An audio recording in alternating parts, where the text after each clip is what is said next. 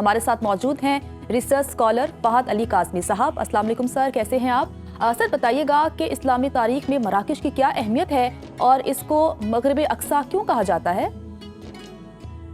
Thank you جنت and Uzair. آج بھی ہمیشہ کی طرح شیخ حجویر کا وہ قول میرے پیش نظر. شیخ حجویر نے فرمایا تھا سننے والے کا مقام بولنے والے سے بڑھ کر ہے، کیونکہ جو سنتا ہے وہ رب تعالیٰ کی رضا کے لیے سنتا ہے، جو بولتا ہے کبھی رب کے لیے بولتا ہے اور بہت دفعہ اپنے آپ اور اپنے ہی نفس کو راضی کر رہا ہوتا ہے. اللہ تعالیٰ سے دعا کرتے ہیں میرا بولنا اور ویورز ہم سب کا سننا پروردگار کی رضا کے لیے ہو اور ہماری ذات اور ہمارے نفس کی رضا کے لیے نہ ہو.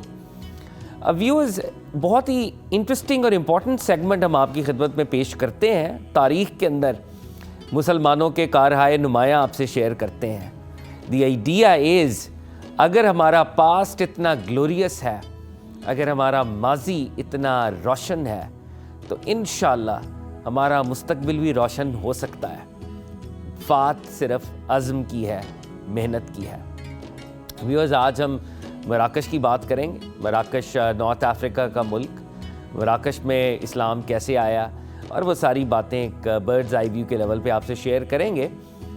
ویورز، جیسے کہ آپ جانتے ہیں سیدنا فاروق اعظم رضی اللہ تعالیٰ عنہ کے دور تک مسلم امپائر خاصی ایکسپینڈ کر چکی تھی. ایک طرف ساسانین امپائر، ایرینین امپائر کو مسلمانوں نے شکست دی، دوسری جانب بیزنٹینین رومن امپائر مسلمانوں نے شکست دی. اور یہ بالکل ویسے ہی ہوا جیسے سرکار دو عالم صلی اللہ علیہ وآلہ وسلم نے مختلف مواقع کے اوپر پریڈکٹ کیا تھا. آقا کی مشہور حدیث ہے، غزوہ احزاب میں آپ نے پریڈکٹ فرمایا تھا کہ مجھے شام کی چابیاں دی گئیں، پھر فرمایا تھا مجھے ایران کی کسرا کے محلات عطا کیے گئے، اور پھر فرمایا تھا مجھے یمن کی چابیاں عنایت کی گئیں. تو اللہ کے نبی صلی اللہ علیہ وآلہ وسلم نے جو پریڈکشنز کی تھیں اس کے مطابق مسلمانوں نے ایکسپینڈ کرنا تھا. تو سرکار حضرت عمر فاروق رضی اللہ تعالیٰ عنہ کے دور تک مسلمان ایجپٹ تک پہنچ گئے تھے، اور ایجپٹ بیزنٹینین امپائر کا پارٹ تھا. حضرت عمر فاروق نے اس وقت ایجپٹ کے گورنر کو بہرحال یہ انٹیمیٹ کیا، ان کو انسٹرکٹ کیا کہ مصر میں اپنے تسلط کو آپ کنسولیڈیٹ کریں اور ابھی مزید آگے نہ جائیں. تو حضرت عمر فاروق کے دور تک یہاں پر تقریباً مصر تک مسلمان جو ہیں آ چکے تھے، اور مصر بھی جیسے کہ ہم جانتے ہیں بر اعظم افریقہ کا حصہ تھا. اگر ہم تھوڑی سی جغرافی کو بھی ذہن میں رکھیں تو مصر سے آگے لیبیا، لیبیا سے آگے تیونس، انگریزی میں اس کو تیونیزیا کہتے ہیں، اور تونیزیا سے آگے الجیریا جس کو اردو میں ہم الجزائر کہتے ہیں، اور الجزائر کے آگے مراکش، اور مراکش کے آگے اٹلانٹک اوشن. تو الٹیمیٹلی یہ مسلمانوں کی ٹریجیکٹری تھی. اور جیسے ہی خلافت راشدہ اپنے کلمینیشن تک پہنچی اور پھر ہماری دیگر حکومتیں جیسے قائم ہوئیں، تو مسلمانوں نے آگے پیش قدمی شروع کی، اور مصر سے آگے مسلمان لیبیا کی طرف گئے، تونسیا کی طرف گئے، تیونس اور الجیریا کی طرف گئے. تو یہ مسلمانوں کی موومنٹ تھی، اور یہ سارے علاقے اس وقت رومن بیزنٹینین امپائر کا حصہ تھے. مسلمانوں نے تیونس کے اندر ایک پہلا اہم شہر اس کی بنیاد رکھی، اور اس شہر کو کیروان کہتے ہیں. یہ کینچی والے کاف سے مسلمان اس کو لکھتے ہیں، مگر انسپریشن کاروان لفظ سے ہی تھی کہ وہ جب قافلے آتے تھے وہ قافلے پڑاؤ ڈالتے تھے، تو پڑاؤ کی جگہ پر مسلمانوں نے ایک شہر کی بنیاد رکھی، Kairouan. It was a tent city, یہ خیمہ بستی تھی. گیریزن ٹاؤن ایک کینٹ تھا، کنٹونمنٹ تھا، مسلم فوجوں کی ایک چھاؤنی تھی، اور مسلم فوجوں نے اس کو ایک امپورٹنٹ سینٹر بنایا. تو شہر کیروان ایک امپورٹنٹ سینٹر بنا. اور اس وقت مسلمانوں نے مصر کو چھوڑ کر جو دیگر افریقی علاقوں پر قبضہ کیا، تو مسلمانوں نے ایک مسلم سلطنت کا ایک پورا صوبہ ڈیولپ کیا، اور اس صوبے کو افریقیہ کہا جاتا تھا. تو Ifriqiya, the African province of Muslim empire, وہ معرض وجود میں آیا. اس میں مصر کے علاوہ تیونس کے کچھ ایریاز تھے، لیبیا کے کچھ علاقے تھے، اور الجزائر کے کچھ علاقے تھے، اور مسلمان آگے پیش قدمی بھی کر رہے تھے۔ یہاں پر دو امپورٹنٹ جنرلز کا نام لینا بہت ہی ضروری ہے، ایک عقبہ بن نافع اور دوسرے موسیٰ بن نصیر۔ عقبہ بن نافع ایک شاندار ملٹری اسٹریٹجسٹ تھے، شاندار جرنیل تھے، اور عقبہ بن نافع کو یورپین مورخین نے خاص طور پہ بہت زیادہ اکنالج کیا، اور گبن نے خاص طور پر the decline and fall of Roman empire کے اندر عقبہ بن نافع کی جو اسٹریٹجی ہے، عقبہ بن نافع کی جو بہادری ہے، اس کو بہت زیادہ پریز کیا۔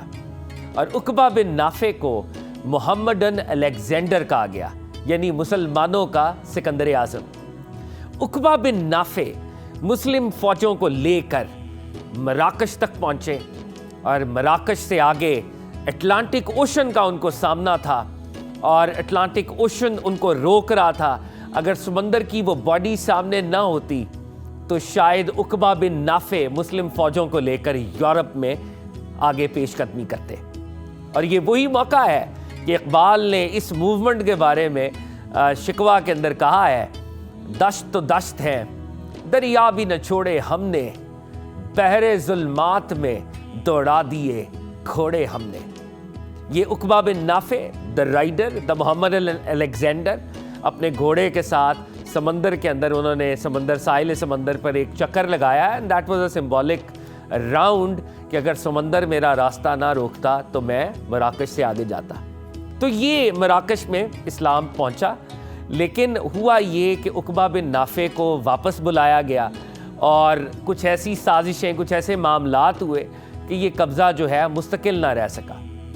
اور پھر ایک اور مسلم جنرل کچھ سال بعد منظر عام پر آئے، اور ان کا نام موسیٰ بن نصیر تھا، اور موسیٰ بن نصیر نے الٹیمیٹلی مراکش کو فتح کیا۔ مراکش نارتھ افریقہ کا ملک، اور جیسے کہ میں آپ سے شیئر کر رہا ہوں، آگے اٹلانٹک اوشن ہے، اٹلانٹک اوشن کی دوسری طرف یورپ ہے، اور یورپ کے وہ جو ساحل ہیں وہ آپ کو نظر آتے ہیں۔ موسیٰ بن نصیر شاندار ملٹری جنرل تھے، مراکش میں اسلام لانے پر ان کا خاص ایک رول تھا، اور مسلمان مراکش کو ملک مغرب کہتے تھے، کیونکہ یہ almost at the cusp of Europe, یعنی یہ ویسٹ کے اندر یہ ملک تھا، تو اس کو ملک المغرب بھی کہا گیا۔ مراکش کو مسلمانوں نے ایک بہت بڑے سینٹر کے طور پہ ڈیولپ کیا۔ یہ ایک کلچرل سینٹر تھا، انٹلیکچوئل سینٹر تھا، علوم و فنون کا گڑھ تھا، اور یہاں پر ایک ادریسی خاندان نے حکومت کی، جو سادات کے خاندان سے جن کا تعلق تھا، اور ادریس II نے یہاں پر ایک شہر قائم کیا، اس شہر کا نام تھا فیض۔ اور فیض ایک ایسا شہر تھا کہ اپنی پیک پر وہ مسلمانوں کا بغداد تھا، مسلمانوں کا قاہرہ تھا، بلکہ شاید ان سے بھی بڑھ کر تھا۔ فیض شہر کے اندر پہلی یونیورسٹی قائم کی گئی، اور جیسے وہ شہر تھا کیروان، تو اس شہر کی یاد میں فیض کے اندر یونیورسٹی قائم کی گئی، اور اس یونیورسٹی کو الکیریون کہا گیا۔ یہ فاطمہ الفہری ایک فلینتھرپسٹ تھی، انہوں نے اپنے پرسنل پیسے سے، اپنی ویلتھ سے اس یونیورسٹی کی بنیاد رکھی 859 میں۔ اور viewers, you will be amazed کہ یہ دنیا کی اولڈسٹ آپریشنل یونیورسٹی ہے، وہ یونیورسٹی جو آج تک بلا تعطل تعلیم کے سلسلے کو جاری رکھے ہوئے۔ 859 میں یہ یونیورسٹی شروع ہوئی اور آج تک جاری ہے۔ اس یونیورسٹی نے بڑے بڑے لوگ پیدا کیے۔ ابن خلدون کی ایک دن یہاں پہ بات ہوئی تھی، فادر آف سوشیالوجی۔ ابن خلدون کا تعلق اسی یونیورسٹی سے تھا۔ ابن عربی، جنہیں شیخ اکبر کہا گیا، جنہیں آج تک یورپینز دا گریٹسٹ مسٹک کہتے ہیں اور مسٹیکل فلاسفر، وہ بھی اسی یونیورسٹی کے پڑھے ہوئے تھے۔ ابن خطیب جو بڑے ہسٹورین تھے، فزسسٹ تھے، پولیمیتھ تھے، وہ بھی اسی یونیورسٹی کے فارغ التحصیل تھے۔ میمنڈیز، جوئش فلاسفر، یورپ آج بھی ان کو بہت قدر کی نگاہ سے دیکھتا ہے، انگریزی میں انہیں میمنڈیز کہتے ہیں، وہ بھی الکریون یونیورسٹی کے فارغ التحصیل تھے۔ القریون یونیورسٹی کے ساتھ ایک بہت بڑی لائبریری، 4000 مینیوسکرپٹس اس دور میں ہاتھ کی لکھی ہوئی کتابیں، اور ان میں سے بہت سی ایسی کتابیں ہیں جو آج تک موجود ہیں۔